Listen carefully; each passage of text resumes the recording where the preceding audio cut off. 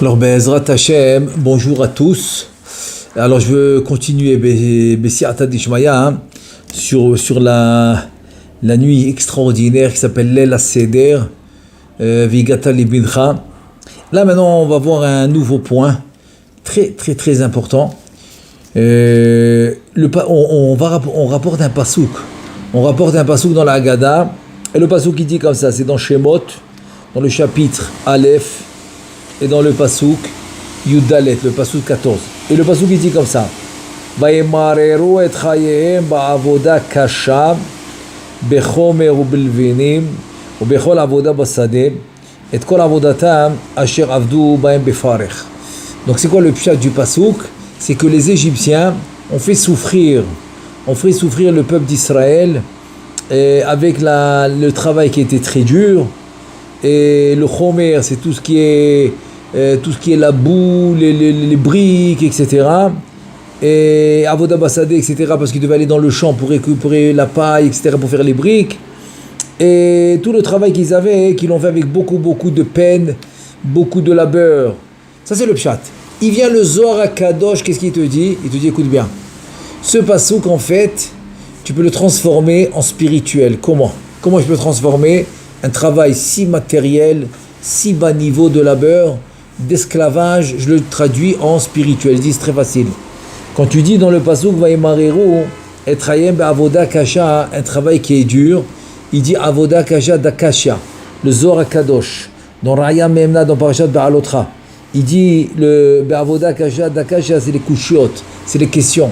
C'est-à-dire que tu peux transformer ton labeur journalier dans des choses vaines, inutiles. Tu peux le transformer dans les questions de la Torah. Les questions que tu vas poser dans la Torah, ça s'appelle dakashia, c'est les questions, c'est les kushiot, c'est les questions. Bechomer, donc tout ce qui est matériel, etc., c'est le chomer, et matière. Alors ça, tu peux le remplacer par le kalvahomer. Kalvahomer, c'est la façon d'étudier, à plus forte raison. C'est la façon d'étudier la Torah.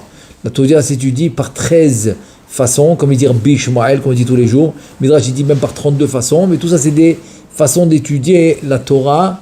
Et grâce à ces façons-là, Otniel ben Kenaz, qui était le premier chauffette de Am Yisraël, il y en a eu 13, le premier, après Yoshua, parce que quand la Mishnah a dit Moshe Kibel Torah Misraël, Yoshua l'Iskenim, c'est qui les Iskenim? C'est les Shoftim.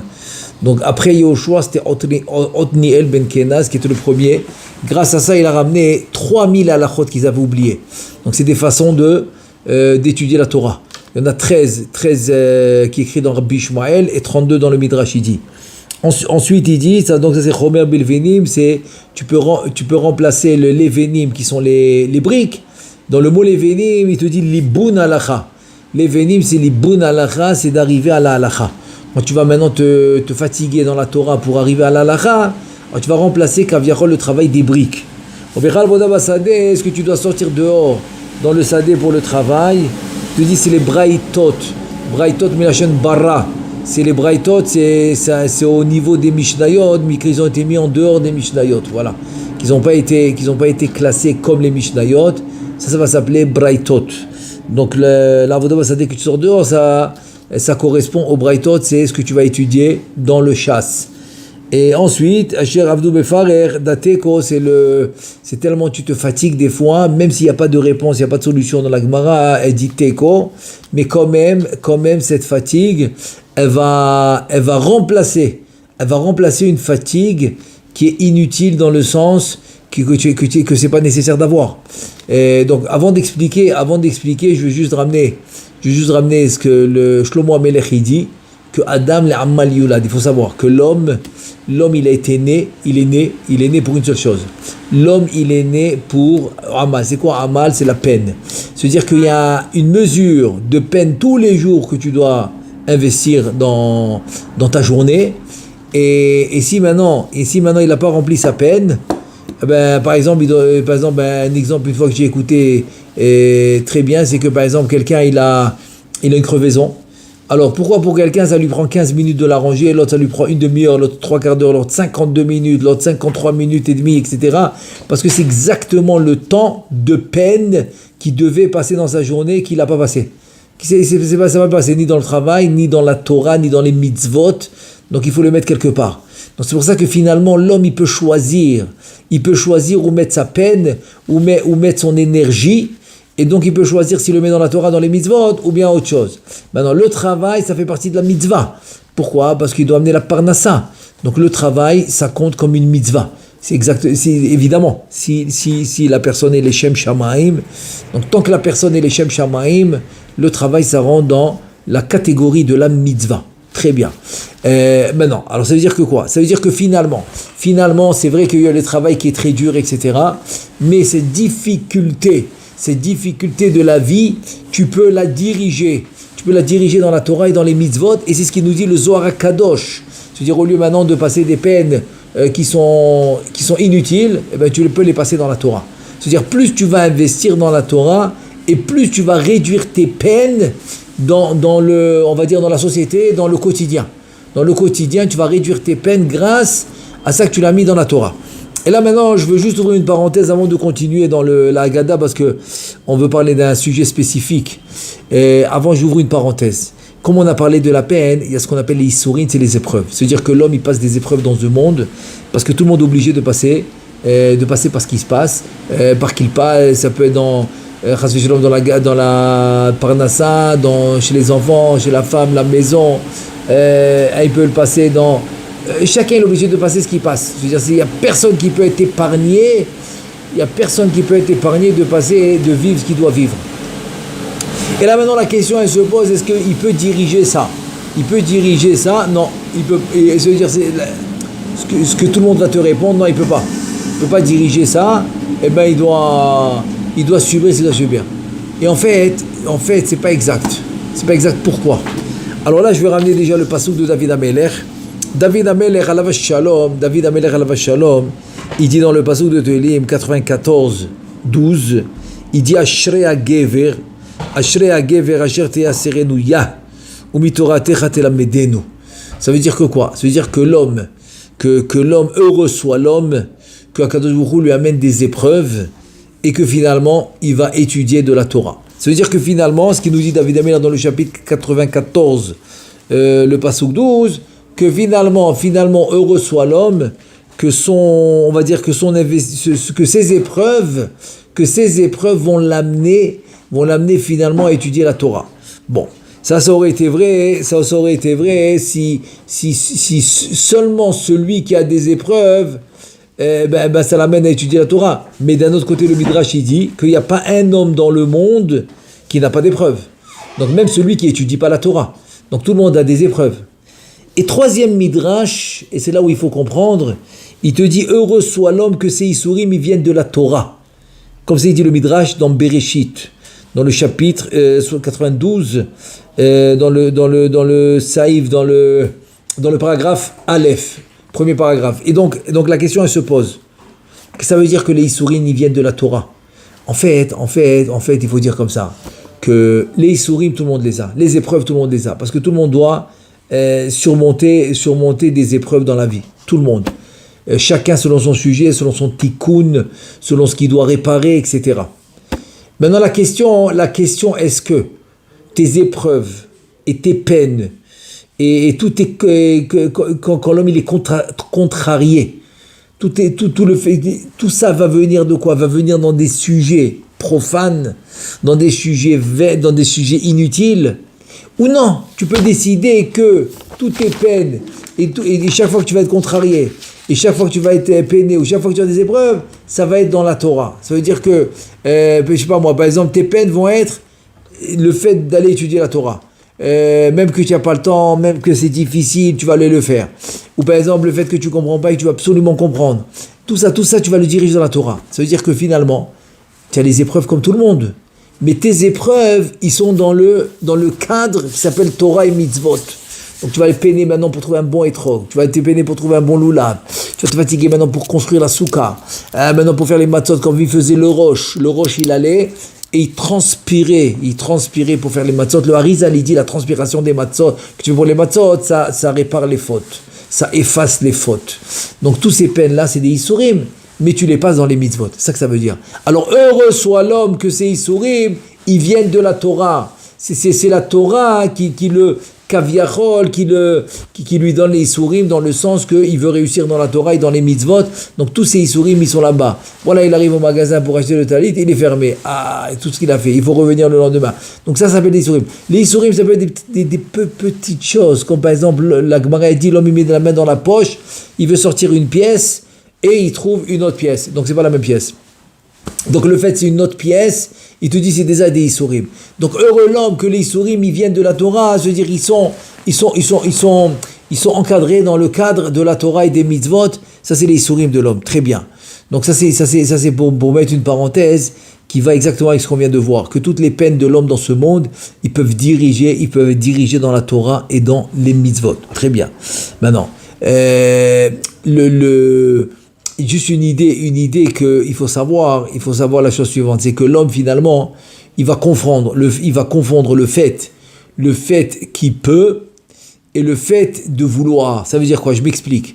Quand par exemple tu veux quelque chose, ok, et donc tu veux, ça veut dire c'est la volonté, mais tu sais que tu peux pas.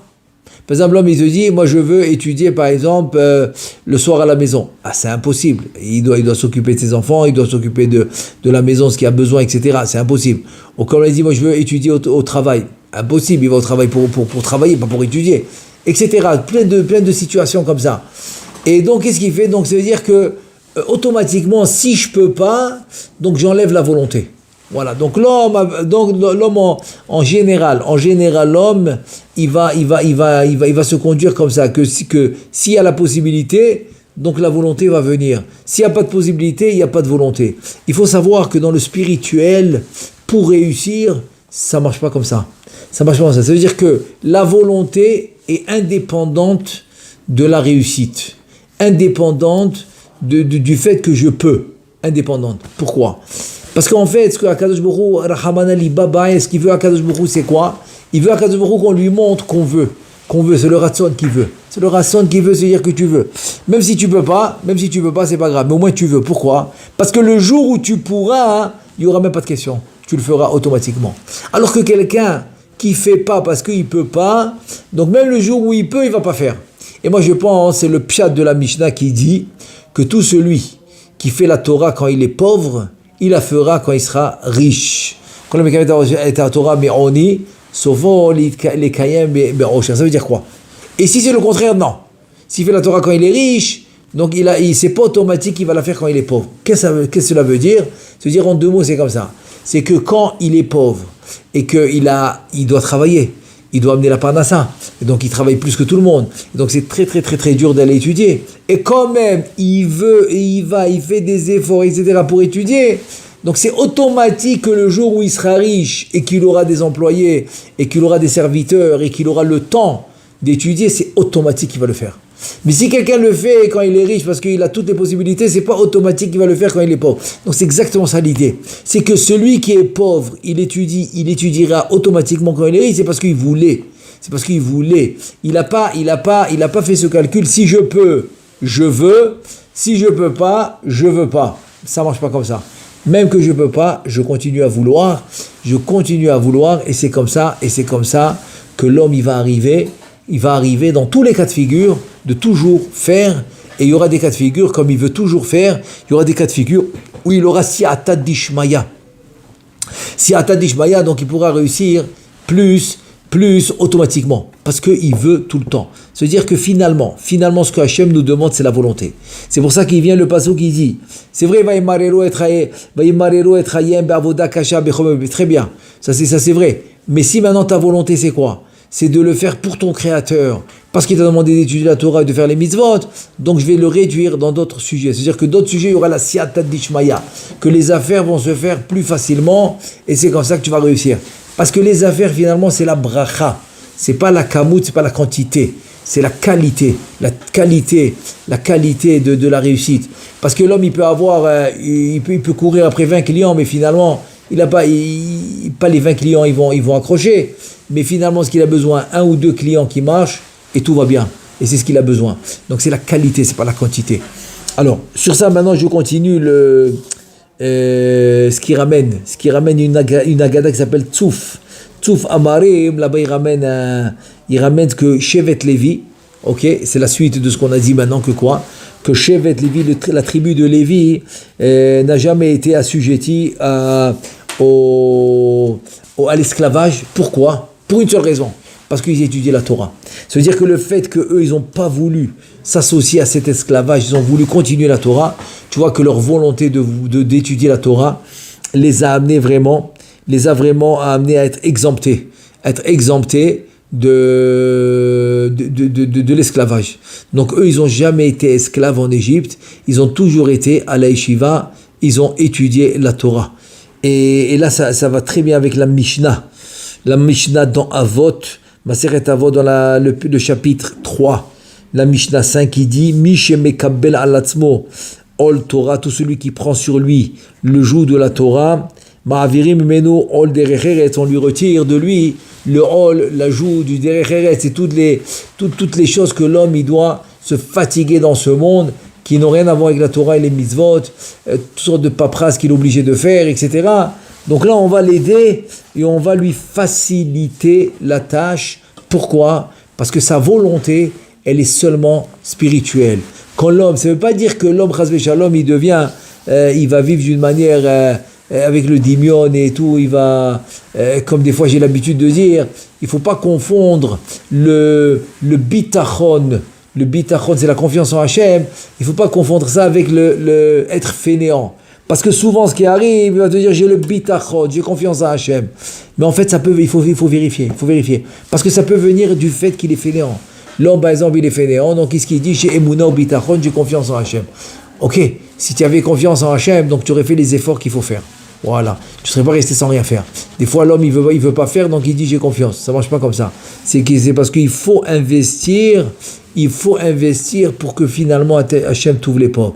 Donc si tu veux investir, si tu veux qu'il t'ouvre les portes dans le monde des affaires, etc., de la Parnassa, donc il te dit, c'est très simple. Remplace les peines et les efforts que tu devais faire dans ton bureau et avec les clients et tout, remplace-le dans la Torah et les mitzvot, et moi je m'occupe du reste. Quand tu arrives dans le bureau, c'est les clients qui vont venir vers toi. Et là, peut-être j'ouvre une parenthèse parce que ça m'est arrivé plusieurs fois avec mes élèves, qu'il y en a, ils étudient quelques heures le matin et ensuite ils vont au bureau pour travailler. Et voilà qu'un, il vient un jour, il me dit, écoute, tu sais, depuis que j'ai commencé à étudier le matin, etc., les affaires, ça va pas très bien. Donc je commence à être serré et tout ça, donc finalement je pense que c'est compliqué pour moi de continuer à étudier le matin. Donc après la tfila, le temps que je m'organise et tout, j'irai tout de suite au bureau. Comme ça il vient m'annoncer. Je lui dis écoute, c'est ton choix, moi je peux pas décider pour toi, mais si Akadosh Baruch Hu t'a envoyé me le dire, c'est que peut-être que j'ai un message à te donner. Donc écoute le message que je peux te donner. Et là tout de suite je lui raconte la parabole de Rabbi Akiva. Rabbi Akiva, il dit, un jour il y a un renard il a très faim, très très faim. Qu'est-ce qu'il va faire? Il passe devant une rivière, il voit des poissons comme ça en train de se balader, et il se dit voilà, je vais les attraper, comment je vais faire? Et donc dans l'histoire, on raconte que le renard, il se met à parler aux poissons. Il leur dit écoutez, j'ai vu des pêcheurs. Les pêcheurs, ils sont pas très loin d'ici. Ils viennent avec des cannes à pêche et des filets, etc. Donc, ils vont vous attraper. Donc, vous êtes en danger. Ok, on le sait, il y a des pêcheurs partout. Qu'est-ce que tu veux qu'on fasse? Il dit, j'ai une idée pour vous. Sortez de l'eau. J'ai une cabane pas très loin de là. Et où je me cache, je vous cache dans ma cabane. Et comme ça, vous allez être sauvés.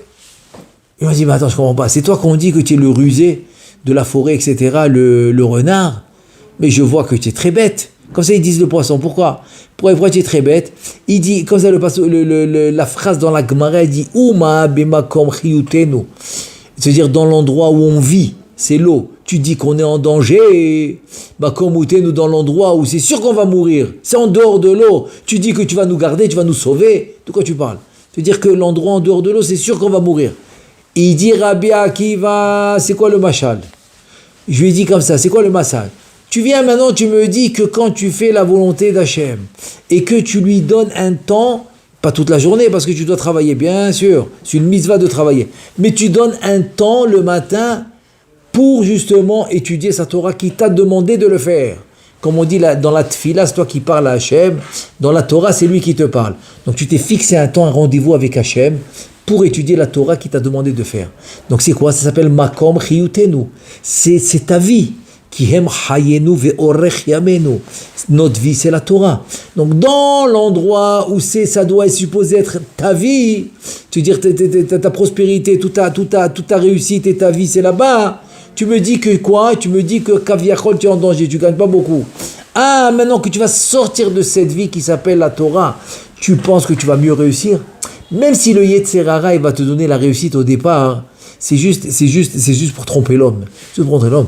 Mais finalement, ça ne s'appelle pas une réussite, ça s'appelle une descente. Et là, il a écouté, ça lui a fait changer d'avis. Il me raconte une semaine plus tard, il me dit, écoute, la vérité, j'avais vraiment l'intention de le faire parce que ça allait, c'était très juste, quoi. À la maison, ça commençait à causer des frictions, etc. Mais après que tu m'as parlé de ton machal, de Rabbi Akiva et tout, j'ai décidé, quoi qu'il arrive, je quitte pas la Torah, je quitte pas mon étude. Il m'a dit, dès que j'ai décidé, le jour qui a suivi, tout le bureau, il a changé. Comment? Je dis, comment il a changé? Il me dit, comment je travaille, moi? Moi, je suis obligé de trouver des clients et signer des contrats. Donc, je cours après les clients, je signe des contrats. Combien il faut que je parle? Combien il faut que je me fatigue la journée pour trouver un client et signer un bon contrat? Il dit, dès que j'ai pris sur moi, quoi qu'il arrive de ne pas quitter, les clients ont commencé à m'appeler. Je cours même plus. Et je signe les contrats sans problème. Il y en a même un, il m'a dit 2 jours plus tard, après qu'il a pris sur lui de rester étudier dans le groupe, 2 jours plus tard, il y a un client qui l'appelle. Non seulement il signe le contrat, et le client va persuader quelqu'un qui connaît très bien pour signer aussi avec moi le contrat, il me dit. Il me dit, regarde-moi ça. Un, il m'amène un autre, et c'est eux qui viennent maintenant. C'est eux qui viennent. Ça, c'est un exemple parfait. C'est un exemple parfait, pourquoi? Pour te dire, écoute, tu pensais que quoi, le fait que tu vas rajouter quelques heures dans le bureau, c'est ça qui va t'amener la bracha, et c'est ça qui va t'amener la parnassa. Mais n'oublie pas que, en fait, qu'est-ce que tu fais? Tu échanges l'effort de l'étude de la Torah, tu vas l'échanger pour quoi? Tu vas l'échanger pour l'effort du monde, de cette société, du quotidien, alors que finalement, quelle différence que tu as parlé 2 heures avec lui pour le convaincre, ou qu'il est venu tout seul et que tu t'es même pas fatigué. Parce que ce qui compte dans la société, c'est le résultat, et non pas le développement. Dans la Torah, c'est l'effort qui compte. L'effort, c'est ça qui t'amène la bracha, etc. Alors que dans le travail, c'est que le résultat. Si maintenant quelqu'un il a travaillé 5 heures jour et nuit pour faire le contrat, un autre, c'est venu tout seul. Et le même contrat. Il y a une différence dans la société? Aucune. Parce que le but, c'est le contrat. Donc c'est exactement ça, l'exemple parfait. C'est que maintenant, Kaviachol, le contrat, il vient à lui. Pourquoi? Parce que tu as pris sur toi, tu as surmonté le Nisayon, tu as surmonté l'épreuve, et tu as pris sur toi de garder la Torah. Et même si maintenant, Kaviachol, tu vas gagner moins, et bien maintenant, tu vas voir que c'est le contraire. Tu vas garder la Torah et tu vas gagner plus. Je ferme la parenthèse, parce que maintenant, je veux arriver maintenant à un chidouche extraordinaire. Il y a un jour, quelqu'un il gagnait difficilement sa vie, et il vient voir le Rav, le Rosh Yeshiva, où son fils étudiait la Torah. Il dit, je comprends pas. Moi, je passe du matin au soir à amener la parnassa, etc., à la maison, et mon fils, il est comme ça à la Yeshiva, il étudie comme un roi. Et moi, je dois me fatiguer. Donc, il comprenait pas. D'abord, moi, je dis, c'est déjà dommage. C'est déjà dommage que l'homme, il arrive à cette conception de quoi? De penser que, chasvé shalom, que celui qui étudie, il faut rien. Ça, c'est une conception qui est complètement fausse, parce qu'après 120 ans, cette même personne qui a parlé comme ça, elle verra en haut, après 120 ans, que le seul qui lui amène du nahat ruach, c'est cet enfant-là qui était à la yeshiva. Qui va dire Kaddish, qui va faire les brachot, qui va étudier la Torah, qui va faire les mitzvot, etc. Donc, il vient chez le Rav. Le Rav, il lui dit, écoute, je vais te dire à quoi ça ressemble.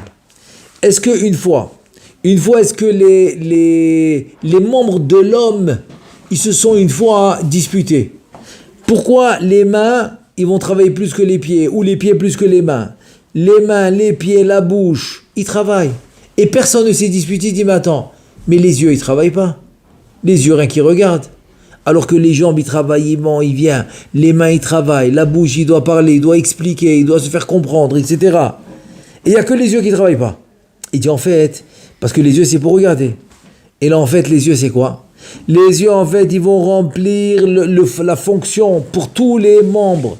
Attends, si les yeux, ils ne regardent pas, qu'est-ce que les mains vont aller chercher? Si les yeux, ils ne voient pas, où est-ce que les pieds ils vont aller? Si les yeux, ils ne voient pas, comment... C'est-à-dire que l'homme, finalement, l'homme va réagir par le fait qu'il a vu et qu'il a compris, donc il réagit. Donc c'est-à-dire, en fait, les yeux, c'est quoi? Les yeux, en fait, on va dire, c'est ça qui va donner la possibilité à l'homme d'utiliser ses membres d'une bonne manière. Ça, c'est grâce aux yeux. Alors, c'est ce qu'il lui dit, le Rav. Et le Rav, il conclut, il dit, écoute bien, les Talmidei Chachamim, comment ils s'appellent? Ene Ha'eda, c'est les yeux de la Eda, les yeux du peuple, les yeux de la communauté. Il te dit, donc, la Tafkidam chez l'homme de la Torah, ou qui est Tafkid Ha'enaim, c'est-à-dire que le Tafkid, c'est la responsabilité. La responsabilité de celui qui étudie la Torah, eh ben, c'est comme la responsabilité des yeux. L'idog, l'école à Shurlu, l'idkayem ou l'arzik mahama, c'est que de voir les bonnes choses, de réfléchir et de faire ce qu'il veut grâce au fait qu'il a vu. Donc, exactement ceux qui étudient la Torah, c'est quoi leur fonction? C'est quoi leur responsabilité? Il te dit qu'ils peuvent avancer vers l'arzik mahamad et bien diriger le peuple. Grâce au Talmidei Chachamim, tu sais quoi faire. Grâce au Talmidei Chachamim, tu vas obtenir Olam Haba, comme dit la Mishnah. Si maintenant quelqu'un il doit aider son Rav ou son père, il commence par le Rav, parce que le Rav va l'amener au Olam Haba, alors que le père il l'a amené dans ce monde, dans ce Olam Hazé. Et donc voilà. Donc ça veut dire l'idée c'est quoi? L'idée quand tu viens dans la Haggadah et tu dis Vaïmarot Chayem, c'est vrai. C'est vrai, la avoda kasha, les issourim, les épreuves, le travail, le fardeau, le travail très dur, etc. Tout ça finalement, c'est quoi? Tout ça finalement, c'est pour te dire que l'homme, comme on a dit tout à l'heure, que l'homme est venu dans ce monde justement pour peiner, parce que c'est comme ça qu'il va réparer, jusqu'à la fin des 6000 ans, c'est comme ça qu'il va réparer. Maintenant qu'il est venu pour peiner et il doit réparer, à toi de choisir où tu vas mettre ta peine. Est-ce que tu vas mettre ta peine dans des mitzvot, dans la Torah, dans les ma'asim tovim, pour aider ton prochain, ou tu vas mettre ta peine dans des choses vaines, dans des choses inutiles. Donc pour faire la même affaire, ben, il faudra travailler plus difficilement. Voilà, il faudra convaincre le client pendant 5 heures. Après, il faudra faire des rendez-vous, etc. Alors que quelqu'un qui met sa peine et tout dans la Torah, il peut faire la même affaire et le client, il vient chez lui. Voilà, c'est une différence énorme. Et là, ça me rappelle un pasouk, le pasouk dans le Navi qui dit Lo oti karata Yaakov kim yagata bi Yisrael. Le Navi, il dit au Am Israël, et c'est un pasouk que tu comprends pas. Il dit Lo oti, c'est quoi Lo oti? C'est pas moi. C'est pas moi que tu as appelé Yaakov si tu as eu de la peine Israël. On comprend rien. C'est quoi ce pasouk? Jusqu'à qu'il est venu Rabbi Yaakov Midouvna, il a donné un mashal extraordinaire. Il a dit c'est quoi le mashal? Imagine-toi maintenant quelqu'un il vient avec un gros fardeau, il transpire et c'est lourd et truc. Il tape chez un diamantaire, il vend des diamants. Il lui dit je t'ai amené la marchandise. Il le regarde, il dit attends, tu transpires, c'est lourd, tu es fatigué, c'est pas possible. Moi je vends des diamants. Tu serais venu avec une mallette, bien habillé, costard, cravate, papillon, m'amener la mallette, des diamants c'est pas lourd. Tu t'es trompé d'adresse, automatique. Et il l'envoie chez son voisin qui vend les choses pour la construction. Il dit, si tu transpires, c'est là-bas, c'est pas moi. Ça veut dire que quoi? Ça veut dire que si tu es dans la bonne adresse, eh ben, tu ne dois pas transpirer, puisque c'est des diamants. Et là, il vient Rabbi Yaakov Midouvna grâce à ce machal incroyable. Il te dit, écoute, c'est ça le pshat du pasouk. Lo oti karata Yaakov. Tu m'appelles moi Yaakov. Moi, Kadosh Baruch Hu, Yaakov Akavana, qui est qui représente le Ham Israël, que de lui est venu les 12 tribus, etc. À moi, tu appelles Israël et la Torah, c'est représente la Torah. Titen Emet le Yaakov, c'est la Torah. Moi, tu appelles la Torah. Kim Yagatabi Israël, parce que tu es mitiaga, tu souffres, et tu fais la grimace, et c'est dur. Ah non, tu t'es trompé d'adresse. Ah, c'est pas ça du tout. Tu t'es trompé d'adresse. Parce que si c'est dur, et tu fais la grimace, et tu n'es pas content, et tu n'es pas heureux de la Torah et des mitzvot, tu t'es trompé d'adresse. Tu as mal compris le message. C'est pas ça la Torah. La Torah, c'est que tu dois être heureux, ça doit t'alléger. Ça doit t'alléger la vie. Ça doit c'est-à-dire ça doit te rendre la vie avec un sens. Donc tu dois, comme il dit le Midrash, que Vaïssar Aglav, Yaakov Avinu, quand il a eu la bonne nouvelle, quand il a eu la proximité avec Hachem, alors le pasuk il dit Vaïssar Aglav. C'est quoi Vaïssar Aglav? Rashi ramène le Midrash, il a commencé à se sentir léger comme un oiseau. Il marchait comme ça, comme en l'air, presque en l'air, tellement il était heureux. C'est-à-dire que c'est ça la Torah. La Torah doit te rendre, doit t'alléger, doit te faire sentir comme tu vas dans la rue comme un oiseau qui est en train de s'envoler. Tellement ça te rend heureux, tellement ça te rend d'une manière, je veux dire, la plus grande joie que tu peux avoir. Finalement, c'est quoi? C'est de comprendre c'est quoi le vrai message de la Torah. Donc c'est ça qu'il dit Rabbi Yaakov Miduvna. Magnifique. Très, très, très, très, très beau machal. Et bon, comme on a parlé maintenant, le Inyan des épreuves, etc. Alors, je vais juste finir avec un pasouk dans les korbanot, dans tous les korbanot, il y a deux choses qu'on ne peut pas amener. Et le pasouk, il dit comme ça, Ki chol seor, vechol devash lo taktiru mimenu ishe l'Adonai. Les deux choses qu'on ne peut pas amener dans le korban, c'est lesquelles? Le seor, on sait que le seor, c'est le levain, c'est le chametz. Très bien. Le seor, on ne peut pas l'amener dans le korban. Et le deuxième chose, c'est le dvash, c'est le miel. Pourquoi on peut pas, et c'est quoi ces deux? Qu'est-ce qu'ils ont de particulier, ces deux choses que je vais pas mettre dans le korban? Donc, tu as le seor, c'est quoi le problème? Il y a des korbanotes avec le pain, il y a des korbanotes avec les matzot. C'est quoi le problème avec le levain? Le levain qui va faire monter qui va rendre la pâte ramesse. Pourquoi je ne peux pas l'amener? Et le dvash dvorim, on parle le miel des abeilles. Pourquoi je ne peux pas l'amener dans le korban? Alors, Bessi Atadishmaya, moi je pense que la raison c'est la suivante. C'est que le seor, ça représente le chametz. Et le chametz, de le brûler, ça prend, c'est très facile, quelques minutes. Quelques minutes, tu as fini avec le chametz, tu l'as brûlé, tu l'as jeté dans le feu, c'est fini. Mais le chametz qui est en toi, c'est les mauvaises midot, ça prend beaucoup plus de temps. Et c'est faisable. Donc, kichol seor, ce qui représente les mauvaises midot. Donc c'est quoi les mauvaises midot? C'est la gaava, comme il dit le Rambam. Le Rambam, il dit le shoresh. La racine de tous les mauvaises midot, c'est la gaava. C'est l'orgueil. Donc kichol seor, qui représente l'orgueil, l'otaktero, ne l'amène pas dans le korban. Ne fais pas de salam mitzvah. Vechol devash, pourquoi devash? Parce que le miel de l'abeille, ça représente la kaas. Et pourquoi l'abeille va représenter la colère? Parce que l'abeille, quand elle s'énerve, elle va piquer et elle meurt sur place. Donc même qu'elle va mourir, elle va piquer parce qu'elle s'est énervée. C'est-à-dire quelqu'un qui a agi par colère, même quitte à mourir, il dit ne me l'emmène pas celui-là dans le misbiar, dans l'hôtel, quoi, dans le korban. Non. Alors c'est ça c'est les deux points. C'est-à-dire les deux points maintenant qui vont couronner tout ce qu'on a dit. C'est que tout ce que tu vas faire, ce qu'on a dit, que tu vas tout diriger vers la Torah, la peine, etc. Comme ça, tu auras de la hatzlacha, de la réussite, du chen, que tu vas vraiment réussir dans ton quotidien. Et bien tout ça doit être couronné par deux choses. Par ne pas être orgueilleux et être humble, qui chol seor, vegam devash, la colère. Parce que la colère, elle vient à cause que l'homme, il est orgueilleux.